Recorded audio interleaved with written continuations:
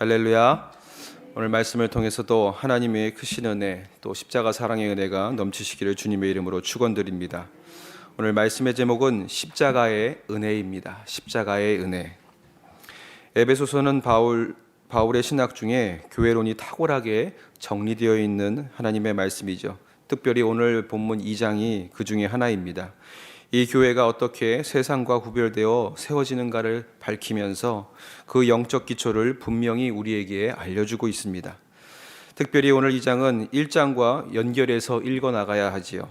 1장에서 하나님을 찬양하며 기도하며 언급한 하늘에 속한 신령한 복과 예수 그리스도로 말미암아 자기의 아들들이 되게 하신 것을 상세하게 설명하고 있습니다. 이를 풀어서 다시 한번 긍휼에 풍성하신 하나님이 허물과 죄로 죽었던 자들을 그리스도 예수 안에서 어떻게 구원하시는가, 그 생명의 은혜를 우리에게 알려주고 있습니다. 그 십자가의 은혜가 무엇인지 다시 한번 살펴보고 은혜를 나누고자 합니다. 첫 번째로 너희의 자리에서 우리의 자리로 옮기신 십자가의 은혜입니다. 너희의 자리에서 우리의 자리로 옮기신 십자가의 은혜입니다. 여러분, 어린 시절에 그런 놀이 많이 하셨을 겁니다. 우리 집에 왜 왔니 하면서 저쪽 편에 있는 사람들을 다 한 명씩 한 명씩 우리 편으로 만들면 이기는 거예요. 너희면은 상대편이고요, 우리면은 내 편이 되는 거죠. 마치 오늘 본문을 읽어보면은 대립적인 구도가 나타나 있습니다. 그리고 너희라는 사람들은 우리와 반대편에 있는 마치 적, 아니면 나와 전혀 그 본질과 내용이 다른 사람들, 그들에 대해서 이야기하고 있습니다. 바로 주님을 만나기 이전의 사람들의 자리에 있는 사람들을 주님을 만난 이후에 있는 우리의 자리로 옮기고 있는 거죠. 그래서 너희에 있는 자리는 어떤 자리인가? 첫 번째로 죄와 허물로 죽었던 자들이 바로 너희입니다. 1절을 보면 너희의 허물과 죄로 죽었던 너희를 살리셨도다 하고 있습니다. 허물과 죄로 죽었던 이는 육의 죽음이 아니라 영적인 죽음을 말하고 있지요. 반대로 영원한 생명은 무엇인가? 요한복음 17장 3절에 이렇게 얘기하고 있습니다. 영생은 곧 유일하신 참 하나님과 그의 보내신 자 예수 그리스도를 아는 것이다. 그러니까 하나님을 알고 만나고 하나님과 교제하고 호흡해야 하는데 전혀 그렇게 하지 못하는 사람들, 예수님을 전혀 알지 못하는 사람들이 영적 죽음의 자리, 너희의 자리에 있는 사람들이라는 거죠. 두 번째로는 세상 풍조를 따르는 사람들이 너희의 자리에 있는 사람들이었습니다. 이는 세상의 사람들이나 세상의 흐름이 아니라 이 세상의 그리스도인들을 잘못 인도하는 악한 사조나 흐름을 통틀어서 이야기하고 있는 것이죠. 로마서 12장 2절에는 너희는 이 세대를 본받지 말라고 가르칩니다.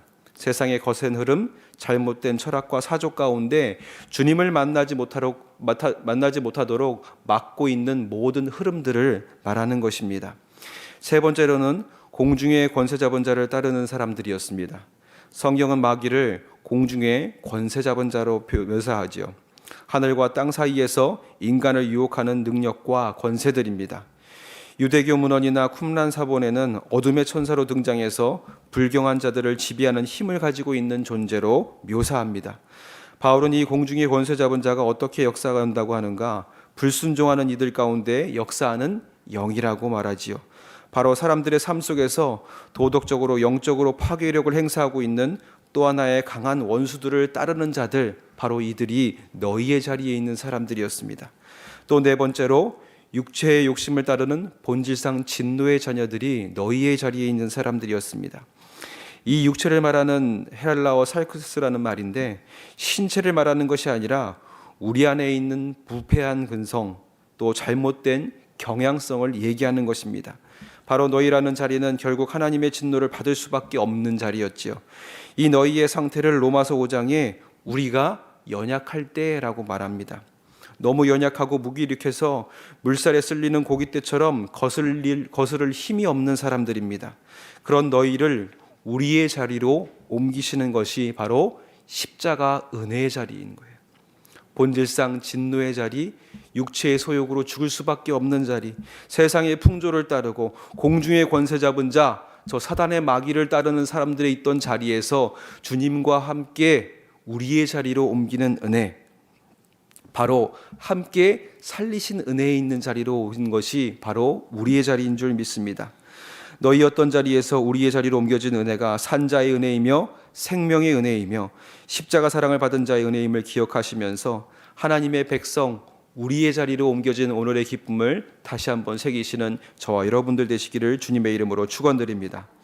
두 번째로 십자가의 은혜는 함께의 은혜입니다. 십자가의 은혜는 함께의 은혜입니다. 5절과 6절에 반복되는 말이 있는데 바로 함께라는 말이죠.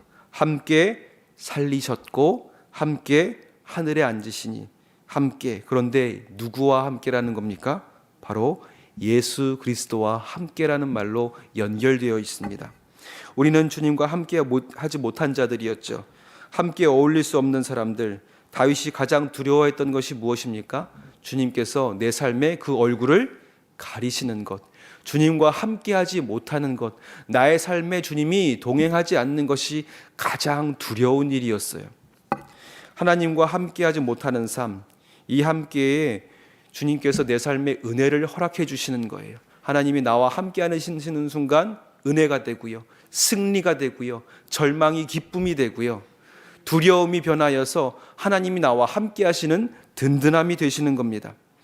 여러분, 우리가 잘 알고 있는 세리마태도 또 삭개오도 함께하지 못하는 인생이었습니다. 그 누구도 그와 거닐지 않았던 인생. 그런데 그와 함께하는 예수 그리스도로 인하여서 돌무화과 나무에서 홀로 있던 그 인생이 주님과 더불어 먹는 천국의 식탁의 삶으로 옮겨진 은혜.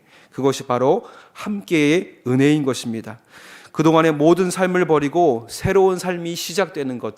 이전은 지나가고 이제 보라, 새로운 피조물이 되었으니 하나님과 동행하는 삶, 예수 그리스도와 함께하는 은혜인 줄 믿습니다.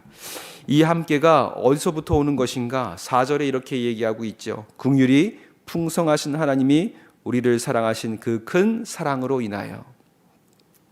함께할 수 있는 은혜가 바로 하나님의 그 크신 사랑으로부터 우리에게 주어진다는 것입니다. 이것이 우리를 사랑하시는 이유이고 원인이지요.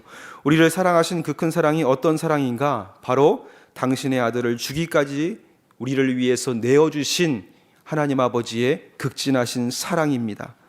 당신의 아들과 함께 죽음 가운데 우리의 죄를 저 지옥까지 끌어내리셨다가 예수 그리스도와 함께 끌어올리셔서 우리를 살리시고 거기에서 멈춰선 것이 아니라 예수 그리스도와 함께 하늘에 그 보좌 우편에 앉게 하신 하나님의 은혜가 오늘 함께의 은혜인 줄 믿습니다.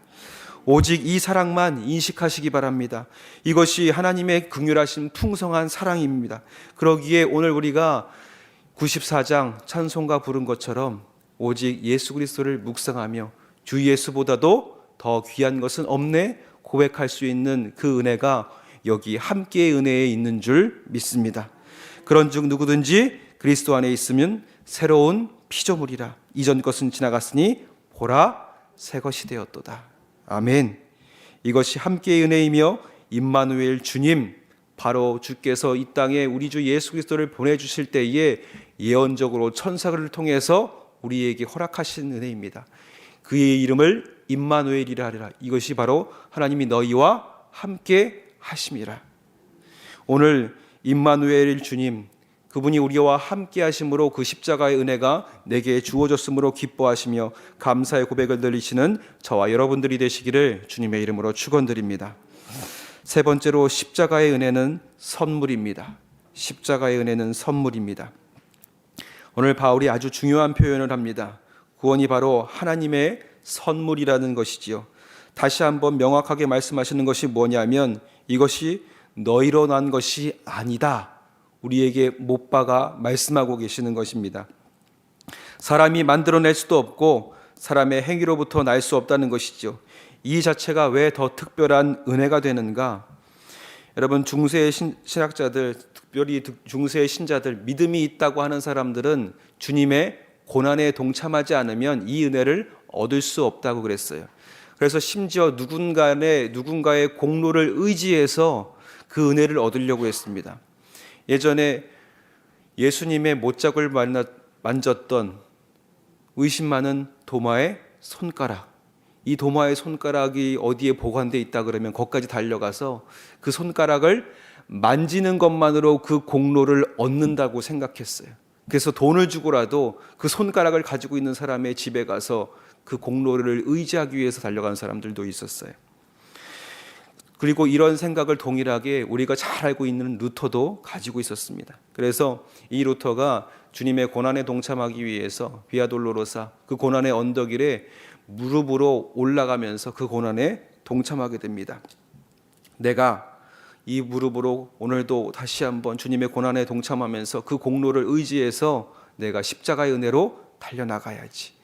수많은 사람들이 그곳에서 무릎으로 고통으로 나아갔어요. 그런데 올라가는 중에 문득 하나님이 이런 마음을 허락하시는 겁니다. 복음에는 하나님의 의가 나타나서 믿음으로 이르게 하시나니 기록된 바 오직 의인은 믿음으로 말미암아 살리라 함과 같으니라. 이 말씀이 그 마음에 스쳐 지나가는 거예요. 그리고 하나님의 의란 공의의 길이라는 공포와 심판의 의가 아니라 사랑의 길이라는 것을 다시 한번 마음에 새기게 되는 것이죠. 그러니까 그 가슴이 갑자기 뜨거워지면서 그 자리를 벅차고 다시 한번 예수 그리스도의 십자가에 나아가서 뜨겁게 기도하면서 내 죄를 물리쳐 주시고 사랑하신 하나님의 은혜 앞에 고백하는 회심의 때가 이 루터에게 다시 한번 오게 되는 겁니다. 늘 행위로 구원을 받아야 된다고 생각했는데 어떤 행위를 해도 내가 구원받았다는 확신이 들지 않는 거예요. 그런데 예수 그리스도의 십자가 사랑, 그 은혜가 마음을 스쳐 지나가면서 그동안에 마음에 뭉쳐져 있던 모든 것들이 다 해갈받고 하나님의 은혜 앞에 서게 된 것입니다. 그리고 이 루터가 95개조 방방문을 써 내려가면서 저 로마의 주교들과 승리할 수 있었던 이유도 바로 이것이죠.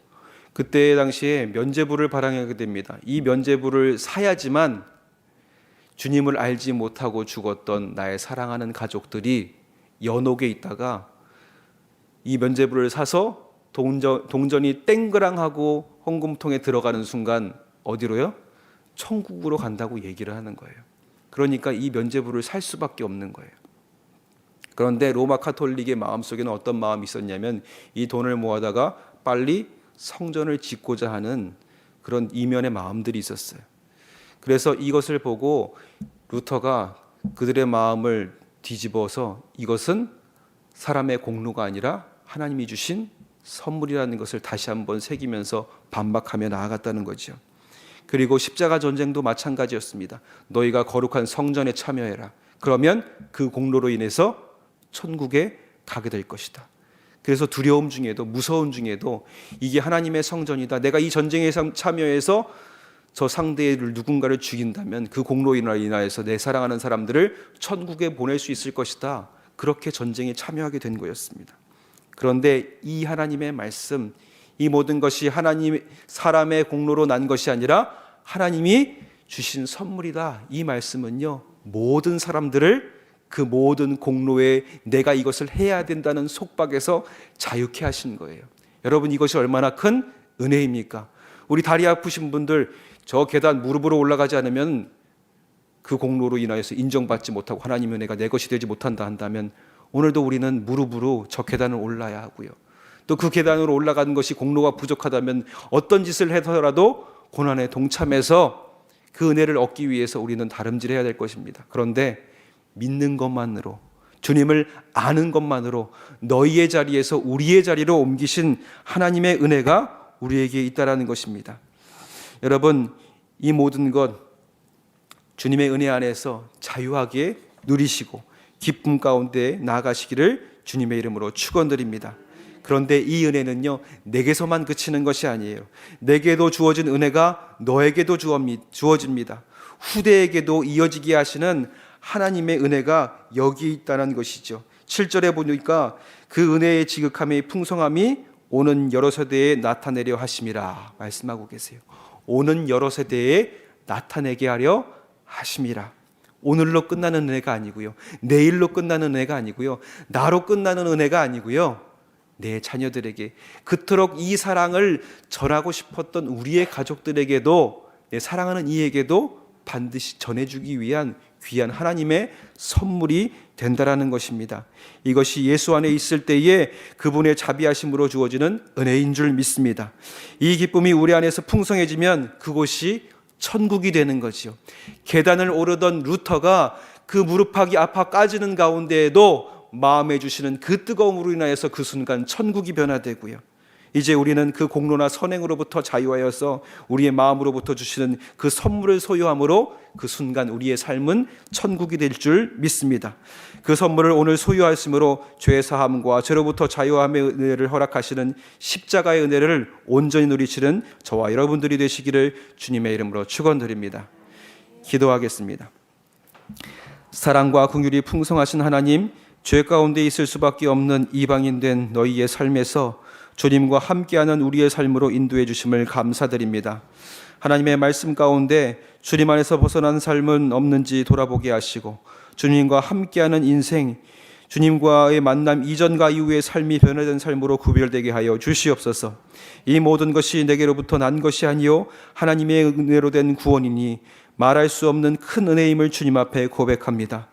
연약한 우리지만 주님께서 주신 십자가 사랑, 그 은혜의 선물로 죄의 눌림 가운데 자유한 인생 되게 하여 주시옵소서. 주님 주신 선물을 온전히 누리는 인생 되게 하여 주시옵소서. 이 시간 또한 주님 앞에 예물 드립니다. 예물 드리는 손길 가운데 주님 함께해 주셔서 또 아버지 하나님, 저 예물 드림과 함께 꼭꼭 눌러서간 아버지 하나님, 우리의 모든 기도와 간구들이 하나님의 가슴에 새겨지게 하여 주시옵시고 잊지 않고 들어주시는 아버지 하나님의 응답의 역사가 우리의 매일의 삶 가운데 가장 선한 때를 구별해 주시는 하나님의 귀한 선물 되게 도와주시옵소서. 오늘도 여러 세대들에게도 동일한 풍성한 은혜가 흘러가게 하여 주실 것을 믿사오며 감사드리며 예수님의 이름으로 기도드렸사옵나이다. 아멘.